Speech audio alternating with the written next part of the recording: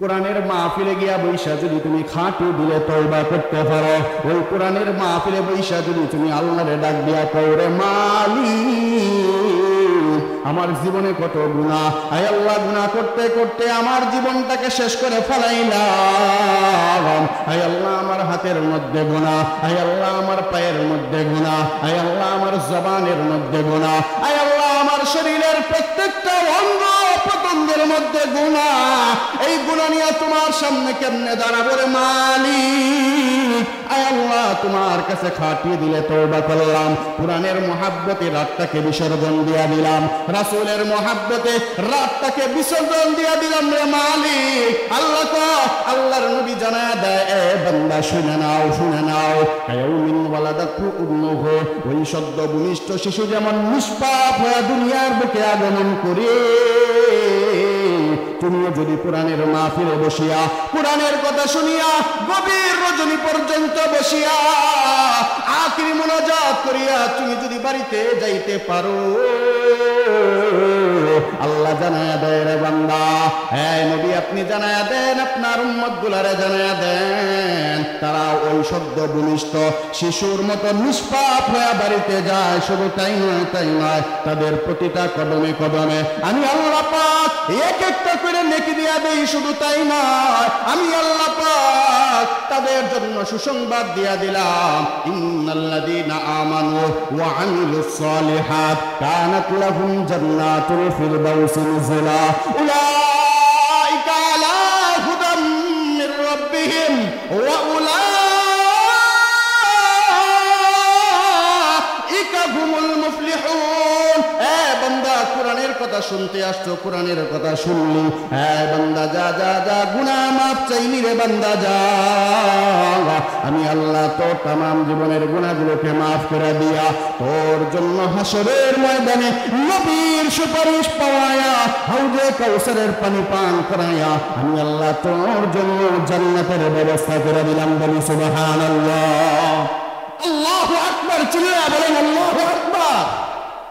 আল্লাহ আপনাকে আমাকে এতটা ভালোবাসে, আল্লাহ চায় প্রতিটা মানুষকে মাফ করে দিতে, প্রতিটা মানুষকে আল্লাহ পাক আপনাকে আমাকে বানায়া আল্লাহ পাক জাহান্নামে দিতে চায় না, বরং চায় প্রতিটা মানুষকে উসিলা খুঁজা খুঁজা আল্লাহ পাক জান্নাতে দেওয়ার জন্য।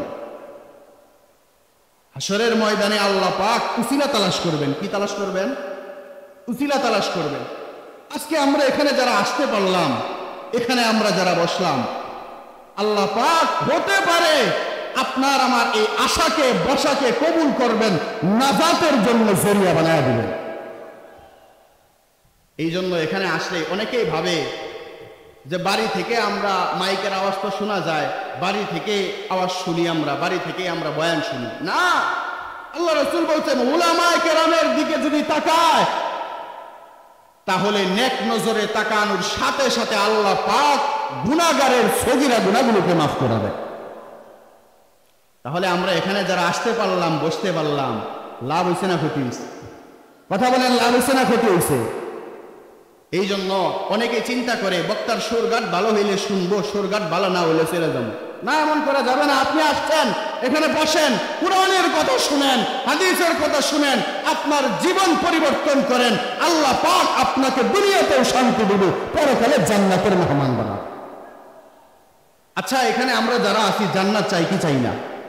কথা বলেন, চাই কি চাই না? সবাই চাই তো ইনশাআল্লাহ। কেরা কেরা চাই না হাত দেখান তো, দেখেন তালে নাই। কইছি কেরা কেরা চাই না? ওই যে বক্তা যেদিকে যাইতেছে ওইদিকে তো যাওয়ানো লাগবে। হাঁস প্রথমটা যেই দিকে যায়, পিছনের পাল যেদি আছে সব দিকে এইদিকে যায়। মানে বক্তায় সুরঘাট দিয়ে যাইতেছে, হুজুর কি আর মিছা কথা কইব? এবার আপনাদের কাছে দেখতে চাই কে কে জান্নাত আশা করি, কে কে জান্নাতে যাইতে চাই? লিল্লাহি তাকবীর। হয় নাই? উচ্চ আওয়াজে মুসলমানের কণ্ঠে আওয়াজ দিয়ে বলতে হবে লিল্লাহি তাকবীর। আরো আওয়াজ করে লিল্লাহি তাকবীর। আল্লাহ আপনি আমাদের সবাইকে কবুল করেন, বলেন আমিন। আমি আপনাদের সম্মুখে যে আয়াতে কারিমা তেলাওয়াত করেছি, আল্লাহ চাহে তো সংক্ষিপ্ত ভাবে ওই আয়াতের কয়েকটা মেসেজ আমি আপনাদেরকে দিতে চাই। এক নাম্বার, সূরাতুল বাকারার 83 নম্বর আয়াত আমি আপনাদের সম্মুখে তেলাওয়াত করছি। আয়াতের ভিতরে আল্লাহ পাক প্রতিটা মানুষদেরকে 8টা কর্মসূচি দিচ্ছেন। কয়টা? কথা বলেন কয়টা? 8টা কর্মসূচি দিচ্ছেন। এই 8 কর্মসূচি যদি কেউ মানতে পারে, আমি কসম করলে হানেস হব না, এই 8 কর্মসূচি কেউ যদি তার বাস্তব জীবনে পরিচালনা করতে পারে, তার জীবনে বাস্তবায়ন করতে পারে, তাহলে ওই ব্যক্তিটা মারা যাওয়ার সাথে সাথে আল্লাহর তৈরি জান্নাতের মেহমান হয়ে যাবে। তাহলে কত গুরুত্বপূর্ণ একটা বিষয়। কর্মসূচি কয়টা? কথা বলে না কয়টা? আরেকটু আসতে কোন কয়টা? পাশের মহিলারা শূন্য লাইব, আরেকটু আসতে কয়টা? আমি আসলে মূলত আমনে ঘরে একটু ঠিক করবার লেগে বলছি, মূলত বয়ান করবার বহি নেই। আমি আমাদের দিছে, আমি এলাকার মানুষ, আমনে ঘরে পাটারি মসজিদের ইমাম। এই জায়গায় আমার বয়ান শোনার জন্য বহু দূর দূরান্ত থেকে মানুষ আসে, আসবেন, সমস্যা নাই। আরো মাহফিল আছে, ওইদিকেও শুনতে পারবেন, সমস্যা নাই। এখানে যেহেতু আমার এলাকা, এই জায়গায় বসছি মানুষদেরকে একটু ঠিক করার জন্য, মানে আগুনে আপনাদেরকে পুরাইতেছি। এরপরে কাঁচি বানাইবো, দা বানাইবো, না লাঙ্গল বানাইবো, কি বানাইবো বাকি বক্তারা বানাইবো। কথা ঠিক? কথা বলে না কথা ঠিক? আমি শুধু দায়িত্ব পালন করতেছি, মাঠটা একটু ঠিকঠাক করে দিতেছি, জানি বক্তা আইসা বৈশা 2-4 কথা আপনাদেরকে শোনাইতে পারে, আপনারাও যেন শুনতে পারে। মেরে মুহতারাম ভাই ও দোস্ত বুজুর্গ, তাহলে কর্মসূচি কয়টা? কথা বলেন কয়টা? পিছনের বাইরে কথা কয়, হেরা চিন্তা করছে হুজুর আজকে মুখে বম মারলেও কথা কইব, বাড়িতে ওয়াদা করে দিছে সাবধান রেজায় কথা কইবে না, যদি হুজুর টিয়া চায়। চিন্তা করে বয়ানের মধ্যে দিয়ে যদি হুজুর হঠাৎ করে টিয়া চায়, না টাকা টুকা চামো না, আমি অত বড় জালেম এখনো হই নেই আপনাদের কাছে টাকা চাই, আপনারা নিশ্চিন্তে কথা বলতে পারেন। কর্মসূচি কয়টা? কথা বলেন কয়টা? 8টা।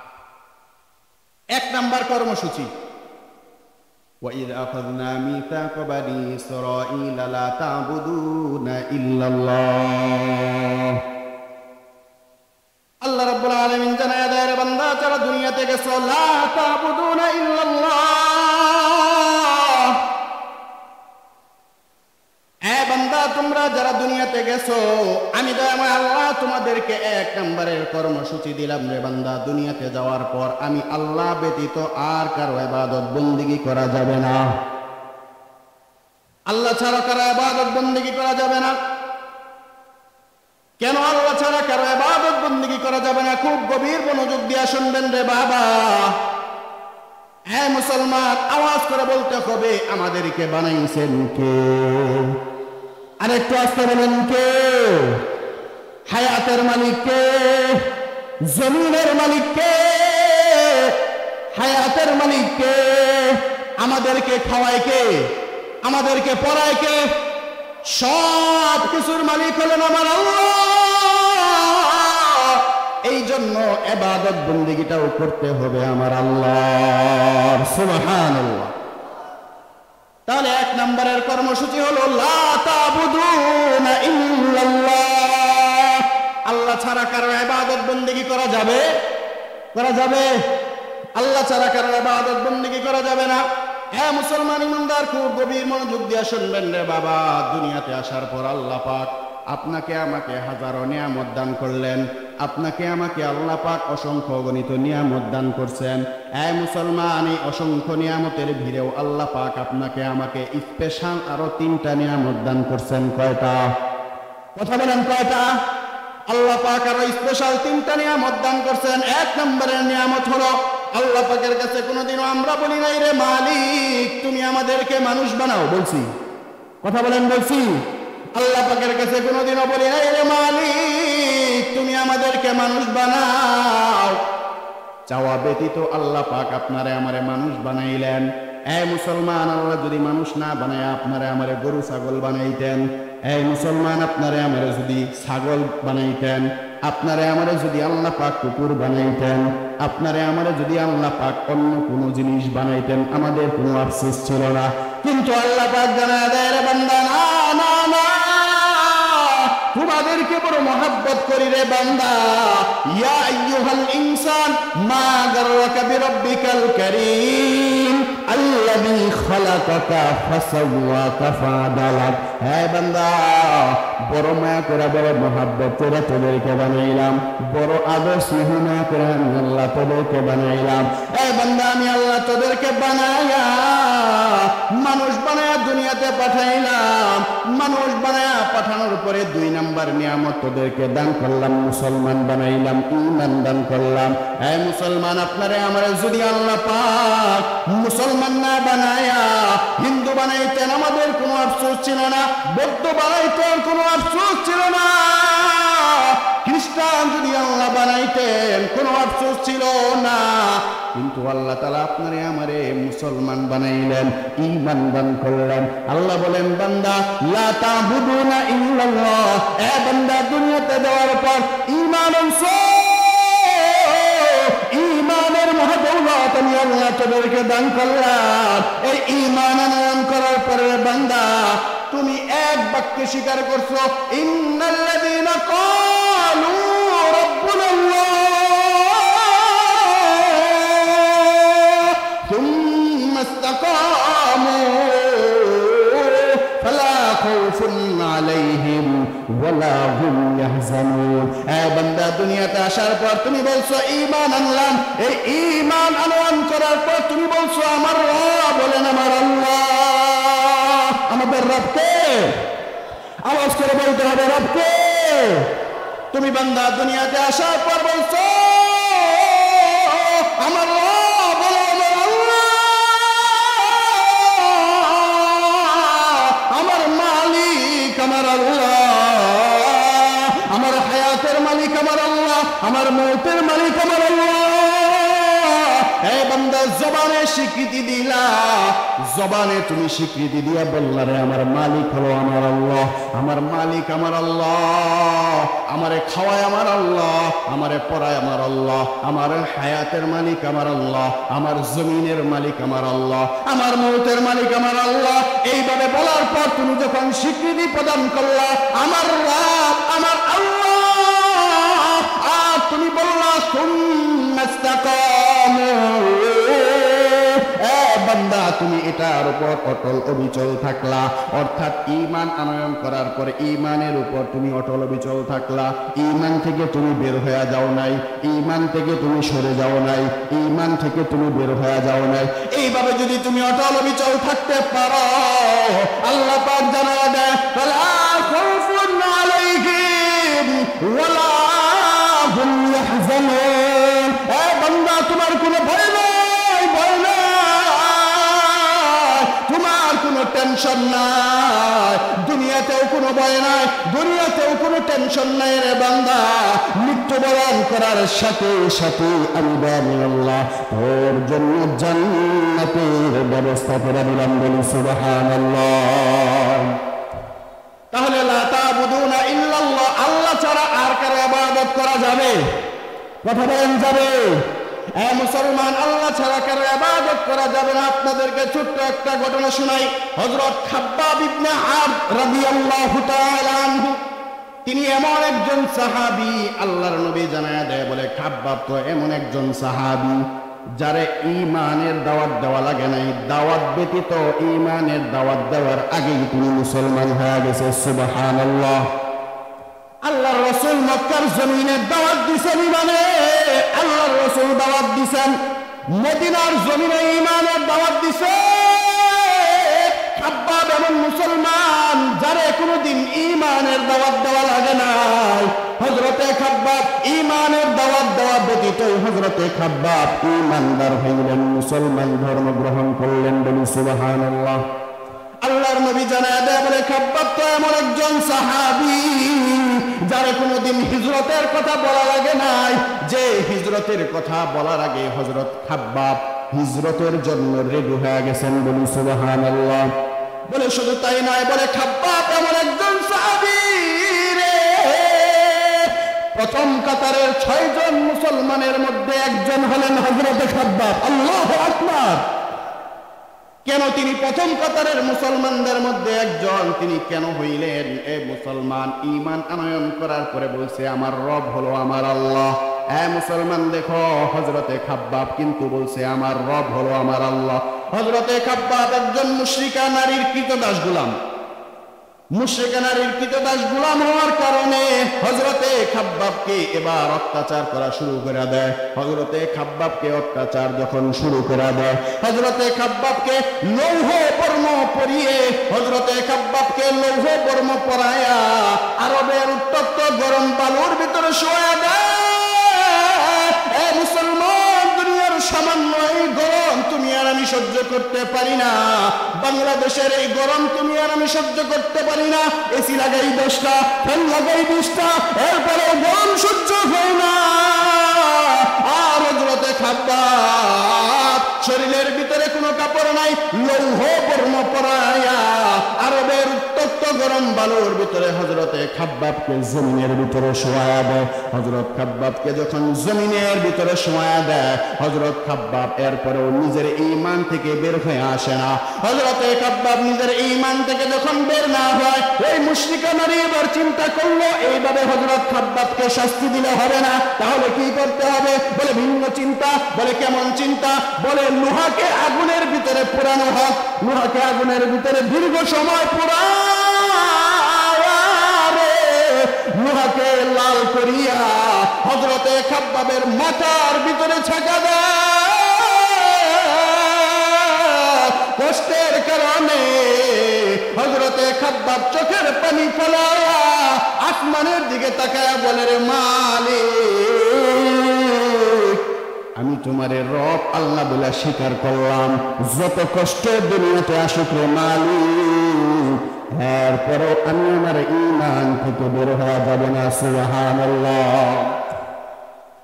হযরতে খাব্বাবকে যখন এইভাবে প্রহার করা শুরু করে দেয়, হযরতে খাব্বাব ঈমান থেকে বের হওয়া যায় না। ঈমান থেকে যখন বের না হইল, মুশরিক নারী চিন্তা করে এইভাবে হযরতে খাব্বাবকে হবে না, তাহলে কি করতে হবে? বলে ভিন্ন চিন্তা করো। বলে কি চিন্তা করো? বলে জ্বলন্ত অঙ্গার নিয়ে আসা হতো। জ্বলন্ত অঙ্গার চুলার ভিতরে লাকড়ি পোড়ায়, এই লাকড়ি পোড়ানোর কারণে আগুনের যে কয়লা হয়, এই কয়লাগুলা জ্বলন্ত অঙ্গারগুলা নিয়ে আরবের উত্তপ্ত গরম বালু, ওই উত্তপ্ত গরম বালুর ভিতরে বিছানো হয়। বিছানোর পরে হযরতে খাব্বাবকে উলঙ্গ করিয়া দেয়। হযরতে খাব্বাবের শরীরের ভিতরে কোনো কাপড় নাই, কাপড় নাই।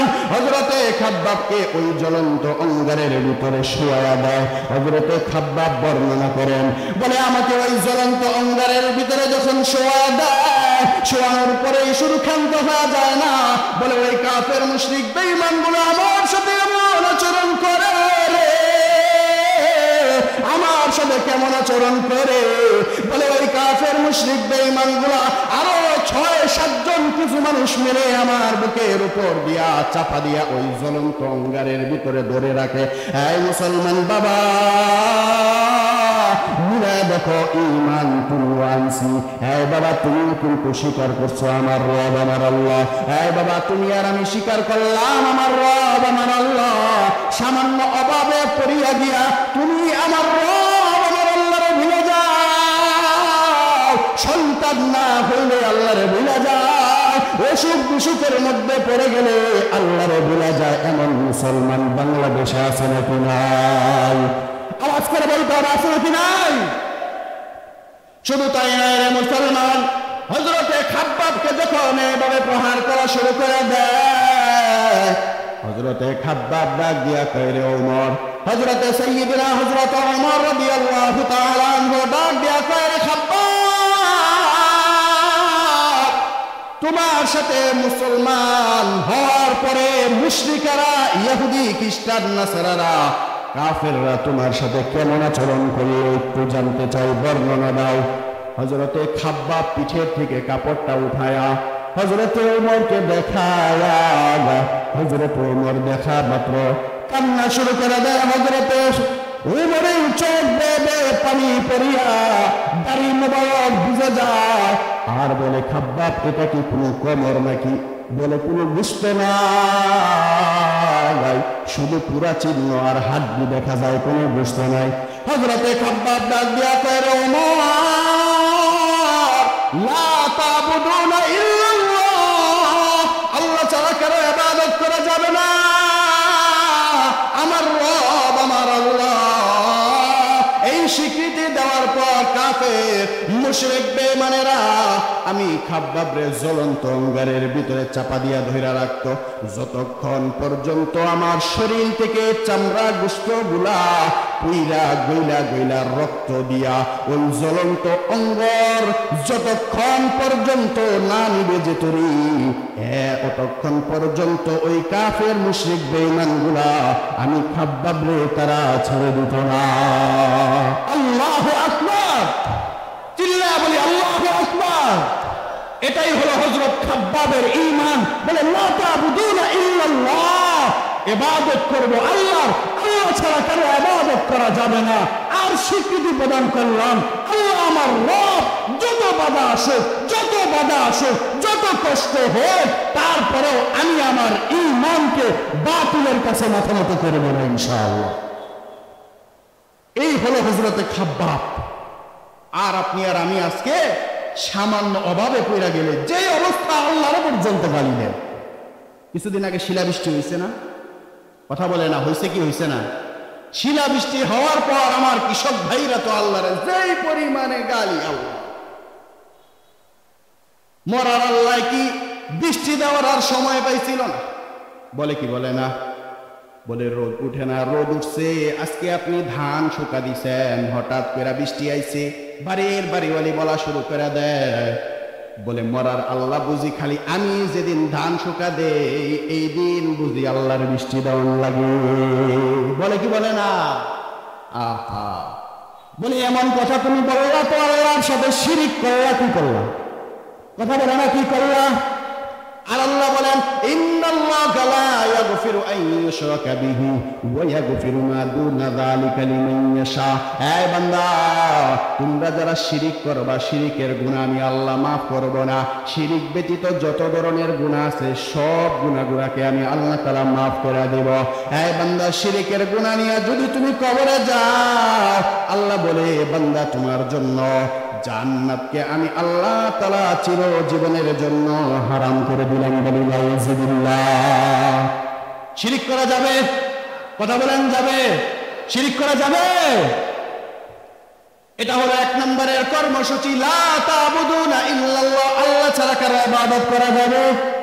কথা বলেন, যাবে?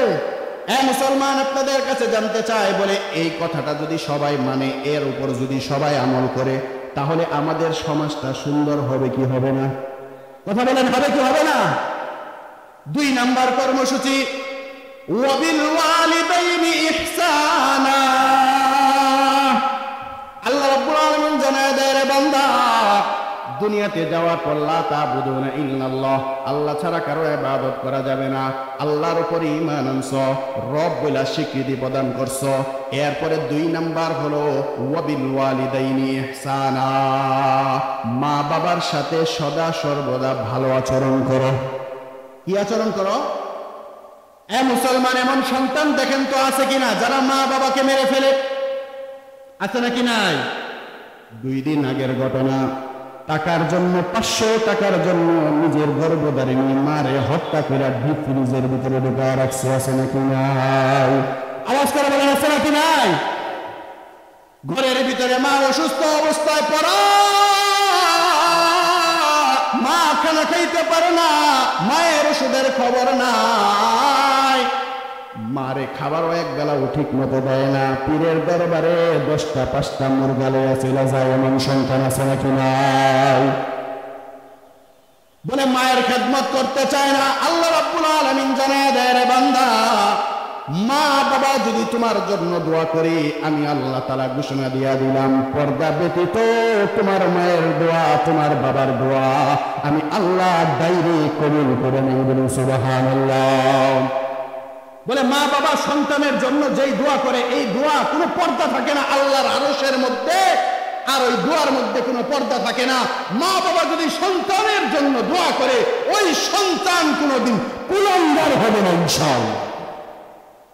কিন্তু আজকে মা বাবার বদদোয়ার কারণে ওই ঐশীর মতো মহিলা বাংলাদেশে আসে। কথা বলেন, ঠিক না বেঠিক? মা বাবার বদদোয়া নেওয়া যাবে না। মা বাবার সাথে সদাচরণ করতে হবে, মা বাবার সাথে ভালো আচরণ করতে হবে। মায়ের ওষুধের খবর নাই, ডাক্তার দেখায় না, মাকে মহব্বত করে না, ভালোবাসে না, কিন্তু পীরের দরবারে চলে যায়, গানের মজমায় চলে যায়, অমুক নেতার পিছনে গিয়া চুমা দেয়, পায়ের মধ্যে চুমা দেয়, নেতার পা ধরে সালাম করে। এমন মুসলমান বাংলাদেশে আছে নাকি নাই? জোরে আওয়াজ করে বলতে হবে, আছে নাকি নাই? এই বেটা, তুই তোর নেতার কাছে কেন গেলি?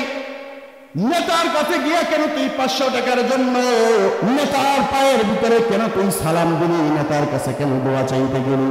তুই যদি নেতার কাছে দোয়া না চাইয়া মারে খুশি কইরা মার কাছ থেকে যদি তুই দোয়া নিতে পারতি, আল্লাহ কয় বান্দা মা দোয়া করতে দেরি হয়, আমি আল্লাহর কুদরতি কদমে জোশ উঠতে দেরি হয় না। আল্লাহু আকবার। এই জন্য মা বাবার খেদমত করার দরকার আছে নাকি নাই? মুসলমান আওয়াজ করে বলেন, আছে নাকি নাই? মা বাবার খেদমত আমরা করবো কি করবো না? আমি আপনাদেরকে সংক্ষিপ্ত একটা ঘটনা শোনাই। মা বাবার দোয়া যেই রকম আমাদের জন্য আল্লাহর কাছে কবুল, মা বাবার বদদোয়াটাও আমাদের জন্য কবুল। বনি ইসরায়েলের যুগে, বুখারী শরীফের হাদিস 129 নম্বর হাদিস। বনি ইসরায়েলের যুগে এক ব্যক্তি ছিল, খুব ভালো মানুষ ছিল, ইবাদত বন্দেগী করত, বুজুর্গ মানুষ ছিল। এই ব্যক্তি একদিন নামাজের ভিতরে দাঁড়াইছে। নামাজে দাঁড়ানোর পরে হঠাৎ করে মা ডাক দিছে। মা তো মূর্খ মানুষ, বুঝে নাই, নামাজে দাঁড়াইছে, সন্তানকে ডাক দিছে। সন্তানকে ডাক দেওয়ার পরে সন্তান এবার চিন্তায় পড়ে গেছে, আমি কি নামাজ ছেড়ে দিব কি দিব না, মার ডাকে সাড়া দিব কি দিব না। সন্তান যখন মার ডাকে সাড়া না দিয়া নামাজ শেষ করে ফেললো, মা এবার ওই সময় তদানীন্তন কালের একটা বদদোয়া ওই সন্তানের জন্য করলো। বলে, বেশ্যা নারীর মুখ না দেখায় আল্লাহ জানি তোরে মরণ না দেয়। এরকম মা আছে না? কিছু হইলেই সন্তানরে বদদোয়া দেয়, আছে নাকি নাই? এইভাবে যখন বলছে, কিছুদিন পরে, সংক্ষিপ্ত আকারে বলতেছি, মেহমান আইসা গেছেন, হুজুরের কাছ থেকে মাফ চাই, আমি 5টা মিনিট সময় নিতেছি। তো এই মহিলা যখন বদদোয়া করলো, মা যখন বদদোয়া করলো, বদদোয়া করার কারণে কিছুদিন পরের ঘটনা, তিনি তো বহুত বড় বুজুর্গ মানুষ, নামাজি, মুত্তাকি, দরবেশ মানুষ, পীর সাহেব মানুষ। মা যখন এই বদদোয়া করছে, কিছুদিন পরে এক মহিলা বাচ্চা নিয়া এলাকার ভিতরে রটাইতেছে, বলে অমুক পীর সাহেব, এই পীর সাহেব হলো আমার স্বামী, এই যে সন্তান দেখা যায় আমার কোলে, এটা হলো তার সন্তান। এইভাবে যখন এলাকার ভিতরে বলা শুরু করছে, সাপোজ যদি আজকে এই এলাকার ভিতরে কোনো মহিলা বলে যে পাটারি মসজিদের ইমাম সাহেব এই সন্তানের বাপ, বলেন তো আমারে রাখবেন? আসতে আপনারা কথা বলেন, না রাখবেন? এন থেকে মনে করেন ধনবাড়ি বাস স্ট্যান্ড পর্যন্ত যাওয়ার সুযোগ নাই, তার আগেই শেষ। পাবলিক কি বলে? বলে এটা তুমি কি বলো? বলে সে তো অনেক বড় বুজুর্গ মানুষ, নামাজি মানুষ, আল্লাহওয়ালা মানুষ, সে এরকম কাজ কেন করতে পারবে? সে তো এরকম কাজ করতে পারে না। মহিলা তো নাসুর বান্দা, মহিলা মানুষ, বুঝেনি তো। এত মনে করেন যে বইলা বেড়াইতেছে এই সন্তান হলো অমুকের সন্তান, ওই পীর সাহেবের সন্তান। এবার এলাকাবাসী, মহল্লাবাসী যারা আসিল, এলাকার মানুষ যারা আসিল, ইনারা ওনার খানকায় গেছে। খানকায় গিয়া তারা ডাক দিয়া বলে, ও পিসাব। কি বলে মানুষ? পিসাব ওই এলাকার মানুষের কোনো কথা বলে না, কোনো কথার জবাবও দেয় না। এক পর্যায়ে তারা বাড়ি ভাঙচুর করা শুরু করে দিছে, দরবার ভাঙচুর করা শুরু করে দিছে। তো উনি দরবার থেকে আস্তে আস্তে নেমে আসছে। ভালো করে বুঝবেন, মার দোয়া যেমন আল্লাহর কাছে কবুল, মার বদদোয়াটাও আল্লাহর কাছে কবুল। এইভাবে যখন আসছে, উনি দরবার থেকে বের হইছেন। বের হওয়ার পরে উনি মহিলার সাথে কোনো কথা বলে না, সরাসরি আইসা বাচ্চাকে জিজ্ঞাসা করছে, এই বাচ্চা বলো আমি তোমার বাবা কিনা? হাদিসের কিতাবের ভিতরে আছে, বুখারী শরীফের হাদিস শুনাইতেছি, 129 নম্বর হাদিস। এখানে আছে মহিলা যেই কুলে বাচ্চা ছিল, এই বাচ্চাটা শিশু বাচ্চা ছিল, তার জবানে কথা এখনো ফুটে নাই। আল্লাহ তাআলা তার জবানে এখনো কথা দান করেন নাই। মায়ের কাছে যখন এই ঘটনা চলে যায়, মা শোনার পর দেখবেন দুনিয়ার কোন মা সন্তান যতই বিপদে পড়ুক, সন্তানদের যতই বদদোয়া দেখ, মা কিন্তু এটা সহ্য করতে পারে না। কথা বলেন ঠিক না বেঠিক? আমার সন্তান বিপদে থাক, আমার সন্তান কোন মুসিবতের মধ্যে পড়ে যাক, এটা যেমন কোন মা বাবা, দুনিয়ার কোন মা বাবা সহ্য করতে পারে না। ওই পিসাবের মা সহ্য করতেছে, হাত তুলে দোয়া করলেন, রে মালিক তুমি আমার সন্তানকে তোমার কুদরতি ফয়সালা দ্বারা তুমি তাকে হেফাজত করো। মার বদদোয়া যেমন আল্লাহর কাছে কবুল, মার দোয়াটাও আল্লাহর কাছে কবুল হয়ে গেছে। এবার আল্লাহ রাব্বুল আলামিন এমন ভাবে ওই বীর সাহেবকে এমন ভাবে আল্লাহ তাআলা খালাস করলেন, এমন ইজ্জত দান করলেন, সন্তানকে ডাক দিয়ে কইলো, সন্তান বলো আমি তোমার বাবা কিনা। সন্তান আল্লাহ তাআলা সন্তানের জবানের মধ্যে আল্লাহ তাআলা আওয়াজ জারি করে দিলেন, কথা জারি করে দিলেন। এবার সন্তান শুরু করে দেয়, কথা বলা শুরু করে দেয়, বলে না না না তুমি আমার বাবা না, বনের অমুক রাখাল হলো আমার বাবা। মেরে মোহতারাম ভাই ও দুস্থ বুজুর্গ, আমি যে জিনিসটা বুঝাইতে চাইলাম, ঘটনা শোনানোর উদ্দেশ্য না রে বাবা। জীবনে তুমি মা বাবার দোয়া নাও, মা বাবার দোয়া ছাড়া তুমি বড় হতে পারবা না। দুনিয়াতে যারাই বড় হয়েছেন মা বাবার দোয়া ছাড়া কেউ বড় হতে পারে নাই। বলে মায়ের দোয়া বাবার দোয়া যদি তোমার সাথে থাকে, আল্লাহর কসম করে বলি তোমার জন্য দুনিয়া তো ভালো, পরকালও ভালো। আল্লাহর রাসূল জানায়া দেয়, বলে মা বাবার সাথে যদি তুমি সদাচরণ করতে পারো, কোনো মা বাবা যদি সন্তানের উপর সন্তুষ্ট থাকে, ওই বান্দার জন্য হাসরের ময়দানে আমি পয়গম্বর সুপারিশ করে জান্নাতে নিয়ে যাওয়ার জন্য জিম্মাদারি নিয়ে নিলাম। সুবহানাল্লাহ। এই জন্য মা বাবার খেদমত করার দরকার আছে নাকি নাই? খেদমত করবেন তো সবাই ইনশাআল্লাহ। তাহলে বলতেছিলাম কর্মসূচি কয়টা? কথা বলে না কয়টা? 8টা। এর মধ্যে 2টা কর্মসূচি গেছে। এরপরে আবার যদি কোনোদিন সময় সুযোগ হয় বাকি 6 কর্মসূচি ইনশাআল্লাহ আলোচনা করব। যেহেতু আমি এলাকার মানুষ, এখানে আর আলোচনা করব না। মেহমানকে বসায় রাইখা 5 মিনিটের কথা বইলা প্রায় 10-15 মিনিট চালাইছি, এটা একটা বেয়াদবির লক্ষণ হয়ে গেল। আল্লাহর রাস্তায় আপনাদের কাছেও মাফ চাই, হুজুরের কাছেও মাফ চাই। আমার জন্য দোয়া করবেন, এই মাদ্রাসার জন্য দোয়া করবেন, আপনাদের জন্য দোয়া করি আল্লাহ পাক যেন এই মাহফিলকে কবুল করে।